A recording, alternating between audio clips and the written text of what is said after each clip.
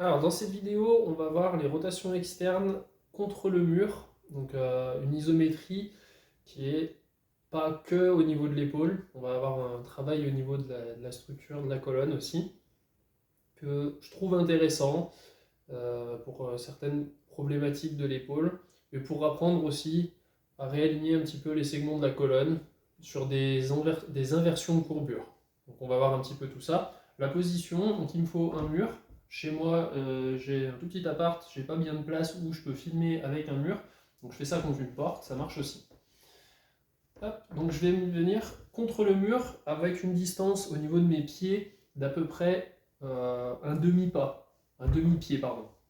Donc vraiment proche du mur. Je ne suis pas complètement collé les talons contre le mur, mais je vais être à peu près un demi-pied, une longueur d'un demi-pied.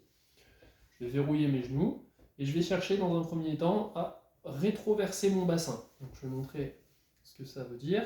Ici, en cambrure normale, je vais avoir une petite cambrure. Quand je vais rétroverser mon bassin, je vais chercher à effacer ma cambrure, ce qui va venir activer les abdominaux, ici. Donc, normalement, quand je le fais, je dois sentir progressivement le bas de mon dos qui se rapproche ici et une activation notamment plutôt au niveau du bas des abdominaux. Donc ça, c'est la première partie. Je viens rétroverser pour plaquer le bas du dos. Ensuite, je vais chercher à allonger la colonne pour venir plaquer tout ce que je peux. Donc là, je fais une inversion de courbure, c'est-à-dire que cette zone qui est plutôt en antéversion, normalement, je vais chercher à l'inverser. Naturellement, quand je fais ça, j'ai envie d'arrondir le haut du dos. Je vais chercher au contraire à l'étendre.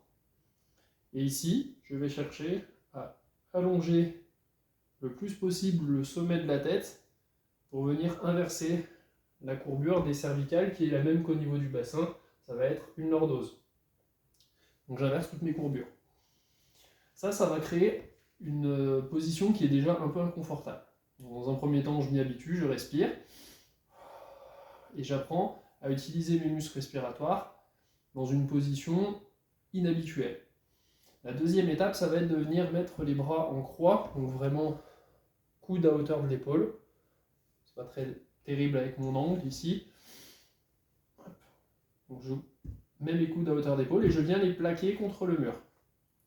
Troisième étape, je vais venir rapprocher le pli du poignet contre le mur. C'est pas les doigts que je cherche à pousser, c'est pour ça que je fais point fermé ici, c'est bien le poignet. Donc je cherche à éviter les compensations de ce type-là. Si ça marche pas, c'est pas grave, je reste comme ça. Je cherche pas à tricher et à croire que je pousse contre le truc, je préfère que ça soit comme ça et que je pousse jusqu'à ce que ça y arrive, plutôt que de tricher et de croire que ah ça y est, j'ai atteint la position. Donc là, je pousse, et une fois que je suis dans la position, donc là il y a plein de choses qu'on peut travailler, notamment créer des mouvements de segmentation au niveau du bassin pendant que le reste du haut est fixe. Inversement, on fixe le haut, on va chercher à faire des mouvements de rotation. On peut créer des contractions fixes. Donc je pousse tout ce que je peux contre le mur. Là, sur une isométrie, on va être sur une contraction de l'ensemble contre le mur. Donc sur cette vidéo, ce que je vais vous montrer, c'est l'exercice en tant qu'isométrie. Donc je me mets en place, je pousse tout ce que je peux. Et là, je vais donner une intensité, donc ça peut être 50%, 75%. Ça veut dire que mon effort, je l'estime aux 3/4 de ma force, par exemple 75%, et je pousse. Donc 75%, ça fait pas rire normalement. Je suis censé en galère un petit peu au niveau respiratoire, avoir une petite grimace. C'est censé être difficile. Je maintiens le temps qui est donné sur le programme, et ensuite je peux relâcher. Il est possible de travailler en même temps des mouvements respiratoires pour habituer un petit peu la cage thoracique à utiliser d'autres muscles lors de la respiration. Cela, ça va figer certains muscles. Donc on peut faire l'isométrie et en même temps des grandes respirations complètes.